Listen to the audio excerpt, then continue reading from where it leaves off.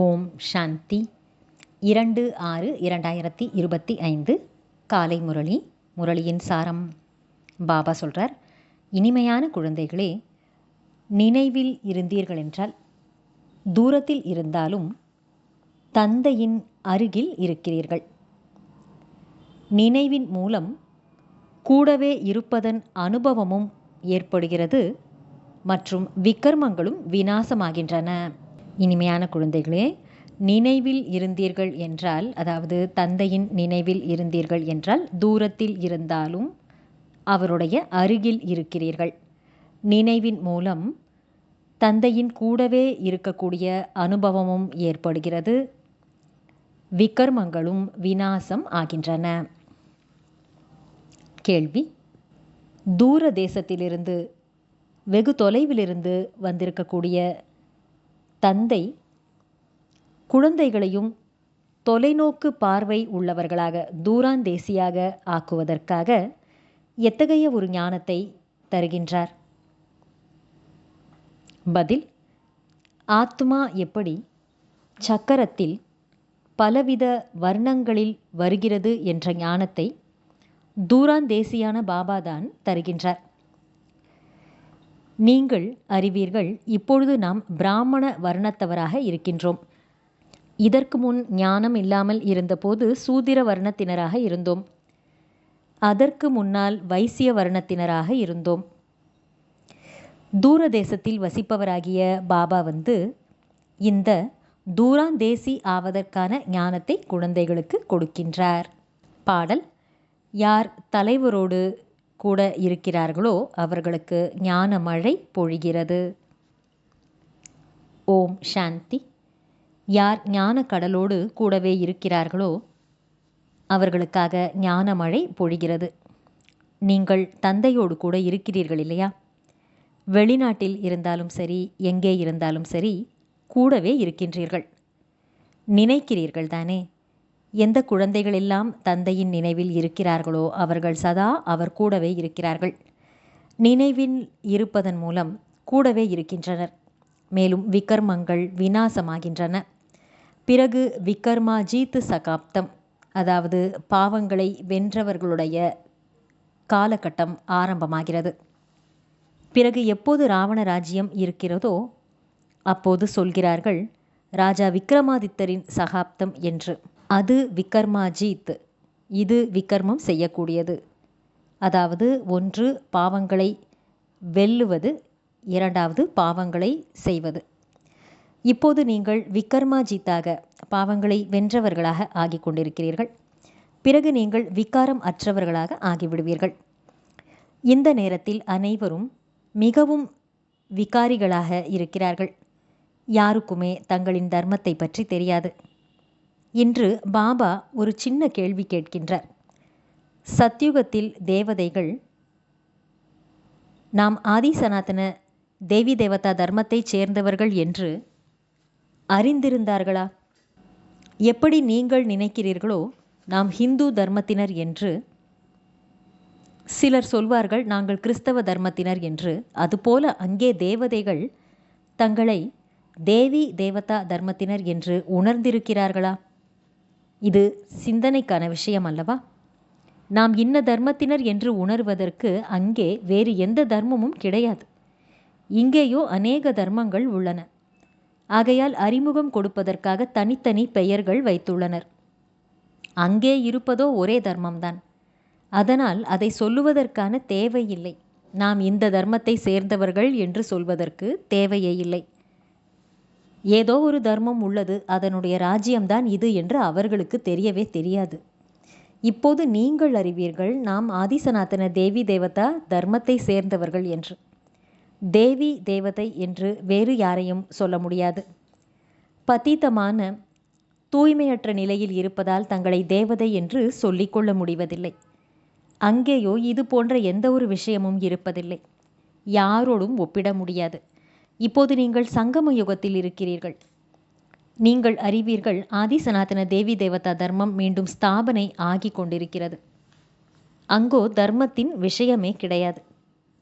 அங்கே இருப்பதே ஒரு தர்மம்தான். இதுவும் குழந்தைகளுக்கு புரிய வைக்கப்பட்டுள்ளது. மகா பிரளயம் நடைபெறும், அதாவது எதுவுமே இல்லாமல் போய்விடும் என்பதெல்லாம் கூட தவறாகி விடுகிறது. பாபா அமர்ந்து புரிய வைக்கிறார் சரி எது என்று. சாஸ்திரங்களிலோ நீர்மயமாகிவிடும் என்று காட்டப்பட்டுள்ளது. பாபா புரிய வைக்கின்றார், பாரதத்தை தவிர மற்றதெல்லாம் நீர்மயமாகிவிடும். இவ்வளவு பெரிய சிருஷ்டி என்ன செய்யும்? ஒரு பாரதத்திலேயே பாருங்கள் எவ்வளவு கிராமங்கள் உள்ளன. முதலில் காடாக உள்ளது, பிறகு விருத்தியாகி கொண்டே போகிறது. அங்கோ ஆதிசனாதன தேவி தேவதா தர்மத்தைச் சேர்ந்த நீங்கள் மட்டுமே இருப்பீர்கள். இதை பிராமண குழந்தைகளாகிய உங்கள் புத்தியில் பாபா புரிய வைக்கின்றார். இப்போது நீங்கள் அறிவீர்கள், உயர்ந்தவரிலும் உயர்ந்தவரான சிவபாபா யார்? அவருக்கு ஏன் பூஜை செய்யப்படுகிறது?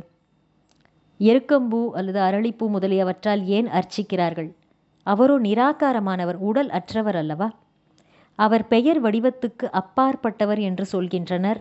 ஆனால் பெயர் வடிவத்துக்கு அப்பாற்பட்ட பொருள் என்பது எதுவும் கிடையாது.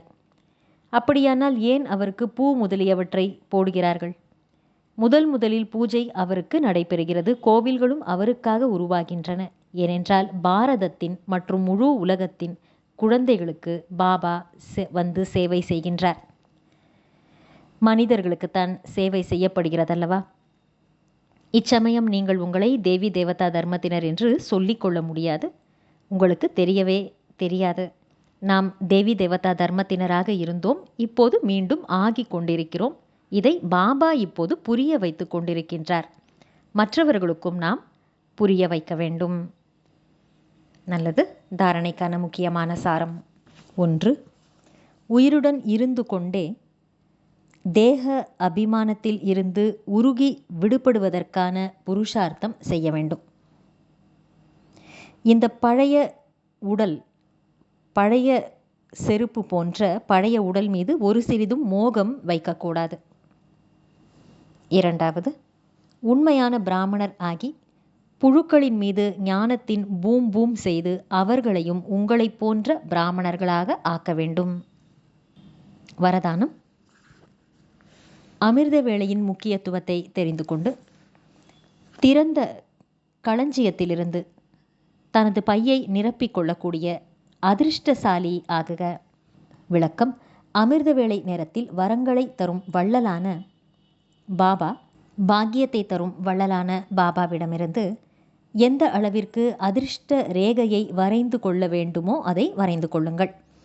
ஏனெனில் அந்த நேரத்தில் கள்ளமற்ற பகவான் அன்பு நிறைந்தவராக இருக்கின்றார். எனவே நீங்கள் எஜமானர் ஆகுங்கள், அதிகாரத்தை பெற்றுக்கொள்ளுங்கள். பொக்கிஷத்திற்கு எந்த ஒரு பூட்டும் இல்லை. அந்த சமயத்தில் மாயையின் சாக்கு போக்குகளை விட்டுவிட்டு, நான் யாராக இருக்கின்றேனோ, எப்படி இருக்கின்றேனோ அப்படியே உன் குழந்தை ஆவேன் என்று ஒரு சங்கல்பம் செய்யுங்கள். மனம் மற்றும் புத்தியை தந்தையிடம் ஒப்படைத்துவிட்டு அவருடைய இதய சிம்மாசனத்தில் சென்று அமர்ந்து விடுங்கள். அப்போது தந்தையின் அனைத்து பொக்கிஷங்களும் தன்னுடையவை என்று அனுபவம் செய்வீர்கள். ஸ்லோகன். சேவையில் ஒருவேளை ஏதேனும் தன்னலம் கலந்திருந்தால் வெற்றியும் கலப்படமாகவே இருக்கும். எனவே தன்னலமற்ற சேவாதாரி ஆகுங்கள். நல்லது.